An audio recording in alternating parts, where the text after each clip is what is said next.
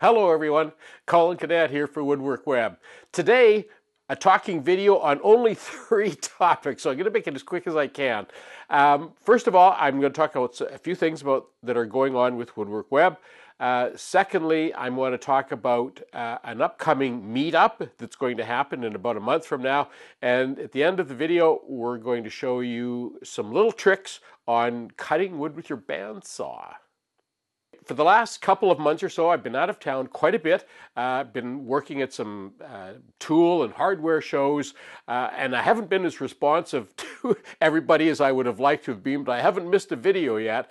And for the next couple of months or 3 months, I'm going to be out of town a lot as well. So I'm kind of going from priority to priority, but because of that, I really want to thank our people that follow me on my channel that are experienced and know and have been following me for a while, and you people are helping out the newcomers that are coming on that are having questions, and boy, I just super appreciate you helping one another.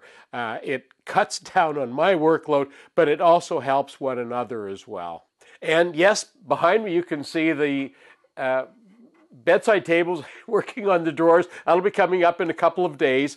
But for those that are new and are subscribers already, I keep getting asked the questions, how do I know when you're going to upload a new video? You need to hit the little bell beside the subscribe button, and it will come up a little window so that you get notified every time I upload a new video. And that's the way to do that.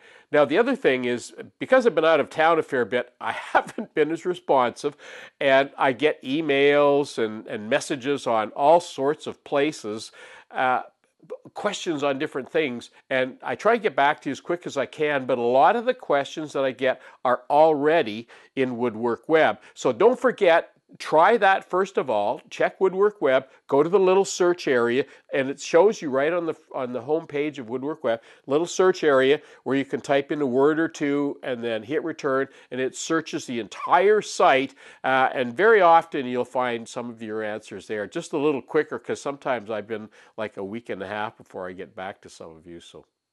And now the announcement for the meetup.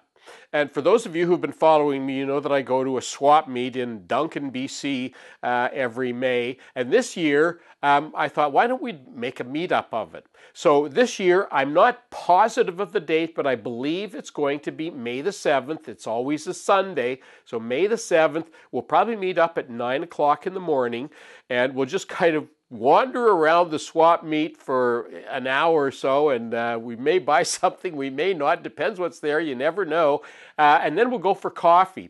But if you're planning to attend, send me an email, and if you go to Woodwork Web, contact us, and in there you'll be able to send me an email, because I'd like to know how many people are coming, whether there's going to be 2 or 20, because if we're going to go for coffee, if there's only a couple, it doesn't matter, but if there's 20 people, I'll need to know ahead of time kind of what to expect, so we can find a place that can accommodate all of us.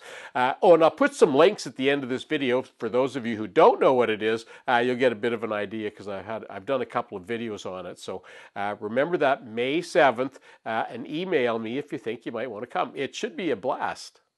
A few weeks ago, I was asked by one of my subscribers, they said, I've got the same bandsaw as you have, and I'm doing some resawing or ripping some wood on it, and it's making my teeth dull, my bandsaw teeth dull. So I said, I'm going to do a quick video on that. So today, that's exactly what I'm going to do. Now, the first thing I do whenever I can, whenever I'm doing some resawing or ripping on wood, is if I can, I will bring it to my table saw and I will cut a line on both sides, and I'm going to do that so that you'll be able to see what happens. And the reason I do that is it makes a slot that's much easier for the bandsaw to cut. Now, there's another thing about bandsaws that you need to know, and that's about the teeth. And let me show you a close-up. For ripping or resawing on a bandsaw, you typically want the widest bandsaw blade that you can get. This, I think, is a 3/8, and you also want the least number of teeth. Now, this particular blade is about 7 or 8 teeth. It's not a real good ripping blade. Typically you want like 3 teeth per inch. This one is 7, and this one is also 7. These little narrow ones like this, these are for cutting circles or cutting curves on a bandsaw. That's what that thinner blade is for. And that's currently what I have in my bandsaw right now, and that's what I'm going to use just for this quick demo. This is the blade that I'm using today. I have a couple of these Diablo. It's a circular saw blade I'm using in my table saw. It's a 7 1/4 inch.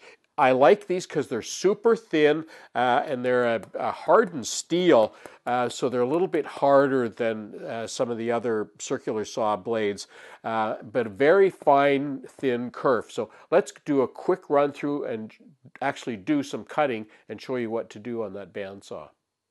Now, this is just a little test piece that I'm going to use, and we want to make sure that we always use the same face side. So we're going to run it through this way, flip it over, and do the same thing. And I typically like to bring the blade up as high as I can. I'm not going to do that with this one because the wood's already fairly thin, but you'll still get an idea what to do.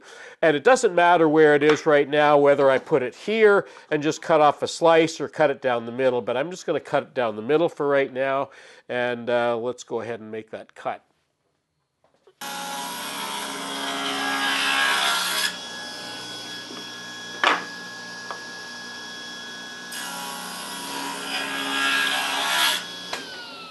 So you can see now what this has done. Not only has it reduced the amount of material my bandsaw needs to cut, but it's also given me a track, upper and lower, that the bandsaw can run on. So let's just run that through now. So all I do now is line it up with the blade, and you'll find that it cuts much quicker.